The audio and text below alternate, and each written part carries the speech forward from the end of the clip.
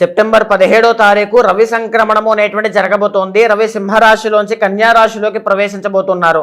దీని మూలకంగా 4 రాశుల వాళ్ళకి రాజయోగం పట్టబోతోంది అని చెప్పొచ్చు. వాటిలో మొట్టమొదటిది మేషరాశి, రెండవది కర్కాటక రాశి, మూడవది వృశ్చిక రాశి, 4వది ధనస్సు రాశి. ఈ 4 రాశుల్లో కూడా అత్యున్నతంగా రాజయోగం పట్టేటువంటిది మేషరాశి, వృశ్చిక రాశి, ధనస్సు రాశి. ఎందుకు అని అంటే రవితో పాటుగా బుధుడు కూడా యోగిస్తూ బుధ ఆదిత్య యోగం అనేటువంటిది వీళ్ళకి యోగిస్తోంది. దీని మూలకంగా కెరీర్లో గ్రోత్ అనేటువంటిది చాలా బాగుంటుంది. ఆరోగ్య సమస్యలు తగ్గుతాయి. బిజినెస్లో గ్రోత్ అనేటువంటిది ఉంటుంది.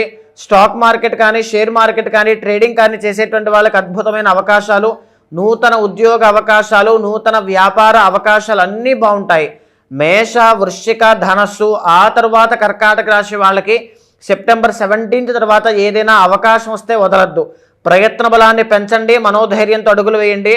ఎక్స్ట్రాడినరీ ఫ్యూచర్ టర్నింగ్ పాయింట్ అనేటువంటిది ఈ మాసం నుంచి మీకు ఉంటుంది అని చెప్పొచ్చు. మిగిలిన రాశుల వాళ్ళకి పెద్దగా యోగించేటువంటి అవకాశంలో రవి బలం లేకపోవడం వల్ల పనులన్నీ స్తంభించే అవకాశాలు ఎక్కువ ఉన్నాయి. ప్రతిరోజు ఆదిత్య హృదయాన్ని ఎక్కువగా చదవడం, ఆదివారం నాడు కేజీంపావు గోధుమలు దానంగా ఇవ్వడం చేయండి. రవి బలం తప్పకుండా పెరుగుతుంది.